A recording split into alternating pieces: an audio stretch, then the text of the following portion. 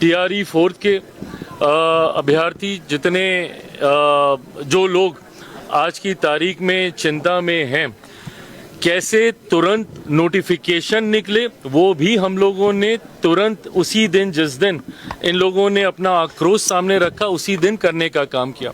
उसके बाद उनकी कुछ और चिंताएं हैं कि ड्यूअल एग्जामिनेशन नहीं होना चाहिए, एक होना चाहिए।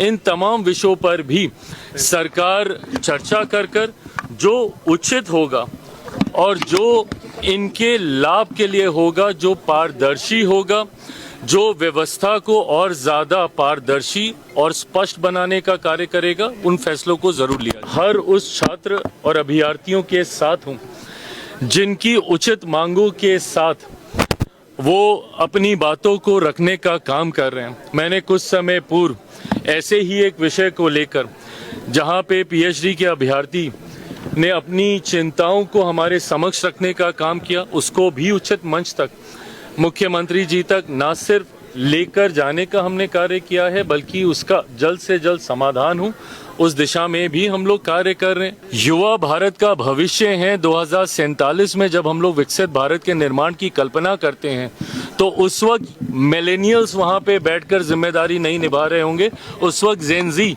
वहाँ पर उन पदों पर होंगे, उन जिम्मेदारियों को निभा रहे होंगे। सदियों आज का कॉन्क्लेव इस सोच के साथ आयोजित किया गया है ताकि व्यापारी वर्ग से जुड़े हुए जितने भी व्यवसायिक हैं, उनको रोजमर्रा के जीवन में जिन समस्याओं का सामना करना पड़ता है, जिन कठिनाइयों का सामना करना पड़ता है, उसका समाधान हम लोग कैसे निकाल सकें।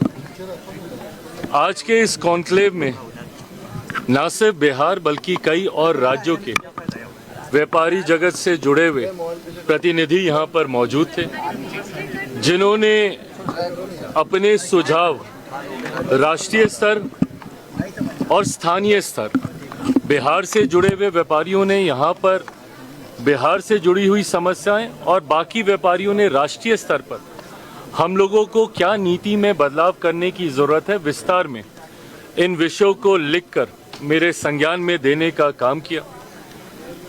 हमारे प्रधानमंत्री आदरणीय नरेंद्र मोदी जी के नेतृत्व में हमारी सरकार आज की तारीख में रिफॉर्म एक्सप्रेस पर कार्य कर रही है।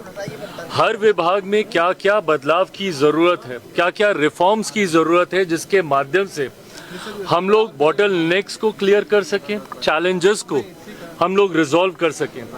इस दिशा में हम लोग आगे बढ़ने का प्रयास कर रहे हैं। आज जब वैश्विक बाजार भारत के लिए खोले जा रहे हैं, जहां एक के बाद एक कई देशों के साथ ना सिर्फ ट्रेड एग्रीमेंट बल्कि FTAs, फ्री ट्रेड एग्रीमेंट भी किए जा रहे हैं, और जिसमें यूरोपियन यूनियन, जिसको मदर ऑफ ऑल डील्स कहा जाता है, एक साथ 27 देशों के साथ हम लोगों ने ट्रेड एग्रीमेंट किया है।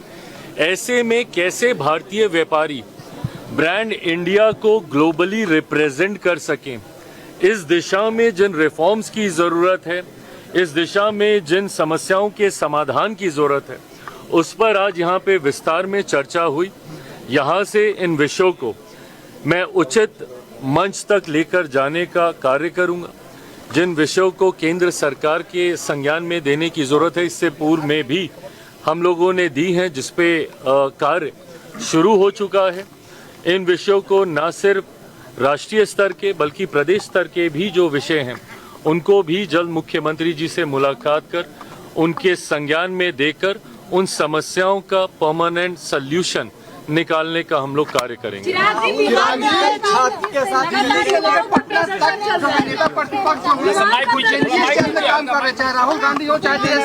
देखिए, जिस तरीके से आज की तारीख में विपक्ष की भूमिका, भले वो प्रदेश में हो या केंद्र में हो रही है, ये कतई लोकतंत्र की मर्यादा के अनुकूल नहीं है। आज नेता प्रतिपक्ष बिहार हो या नेता प्रतिपक्ष लोकसभा के हों, जिस तरीके से दोनों जगह सदन को ना चलने देना, बिहार की विधानसभा हो, भारत की संसद हो, सदन को ना चलने देना, बिहार में तो सदन में नेता प्रतिपक्ष आना तक जरूरी नहीं समझते। ये वो मंच है जिसके माध्यम से तमाम वर्ग से जुड़े हुए विषयों पर चर्चा करके समाधान निकालने की जिम्मेदारी जनप्रतिनिधियों की है। आज की तारीख में यंगर जनरेशन जेनजी हो, उनकी समस्याएं हैं, उनकी चिंताएं हैं। आज जिस तरीके से बच्चे, जिनको जनरेशन अल्फा कहा जाता है, वो अपने हक अधिकारों के लिए प्रशासन के समक्ष जाने के लिए मजबूर हैं, जबकि ये वो जगहें हैं जहां पर बैठकर नीति निर्माण के माध्यम से हम लोग को सुनिश्चित करने की जिम्मेदारी है कि उनकी समस्याओं का हम लोग समाधान करें। ऐसे में बिहार विधानसभा में नेता प्रतिपक्ष का ना रहना और अब मार्च कर ये दिखाना कि वो उनके लिए कितने चिंतित है, मैं मानता हूं कि इसमें गंभीरता का अभाव है। केंद्र में जिस तरीके से राहुल जी ने पूरा मॉनसून सत्र नहीं चलने दिया और आज जिन विषयों को वो उठाने का प्रयास कर रहे हैं, उचित मंच अगर संसद के भीतर उठाते तो संभवतः हम लोग बेहतर जिम्मेदारी के साथ निष्कर्ष पर हम लोग पहुंचते। बहरहाल सरकार अपनी जिम्मेदारियों को निभाने का हर स्तर पर कार्य कर रही है। जनता के सुझावों से और इन चीजों को कैसे बेहतर किया जा सकता है, इस दिशा में हम लोग हर उचित कदम उठाने को तैयार हैं।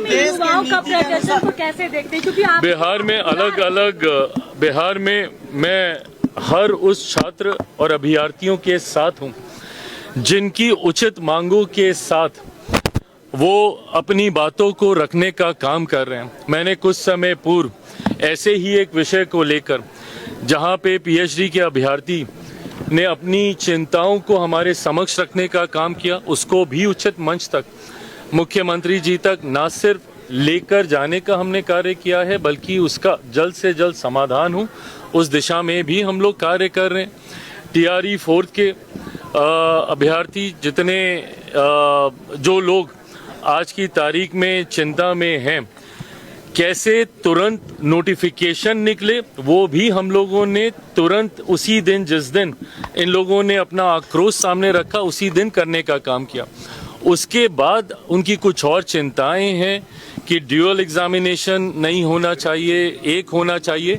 इन तमाम विषयों पर भी सरकार चर्चा कर जो उचित होगा और जो इनके लाभ के लिए होगा, जो पारदर्शी होगा, जो व्यवस्था को और ज्यादा पारदर्शी और स्पष्ट बनाने का कार्य करेगा, उन फैसलों को जरूर लिया जाए।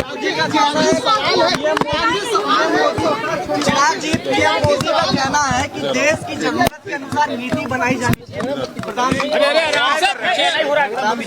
प्रधानमंत्री जी ने हर विभाग मंत्रियों के साथ तो अपने संवाद में कहा ही है, बल्कि हर विभाग के सचिवों के साथ बैठक में उन्होंने योजना और नीति निर्माण में युवाओं को प्राथमिकता देने की बात प्रधानमंत्री जी के द्वारा की गई है। मैं मानता हूं कि ये आज की तारीख में नीड ऑफ द आवर, समय की ये मांग है। युवा भारत का भविष्य है। 2047 में जब हम लोग विकसित भारत के निर्माण की कल्पना करते हैं, तो उस वक्त मिलेनियल्स वहां पे बैठकर जिम्मेदारी नहीं निभा रहे होंगे, उस वक्त जेनजी वहां पर उन पदों पर होंगे, उन जिम्मेदारियों को निभा रहे होंगे। ऐसे में उनकी सोच के आधार पर व्यवस्था का निर्माण हो और समय समय पर सरकारों के द्वारा ये किया गया है। छात्र आंदोलनों ने समय समय पर व्यवस्था को मजबूत करने का काम किया। 74 का वो आंदोलन जो यहीं बिहार की धरती से निकला था, जयप्रकाश जेपी के नेतृत्व में, वो आंदोलन जिसमें से कई वरिष्ठ नेता, मेरे खुद के नेता, मेरे पिता आदरणीय रामविलास पासवान जी, बिहार के कई पूर्व मुख्यमंत्री आदरणीय नीतीश कुमार जी, आदरणीय लालू प्रसाद यादव जी, ये तमाम उसी आंदोलन से निकल कर आए हैं। समय समय पर युवाओं ने अपने आप को व्यवस्था का हिस्सा बनाया है और इसी सोच को प्रधानमंत्री जी ने पुनः रिफ्लेक्ट करने का काम किया है। तमाम विभाग उसी आधार पर कार्य कर रहे हैं। Thank you.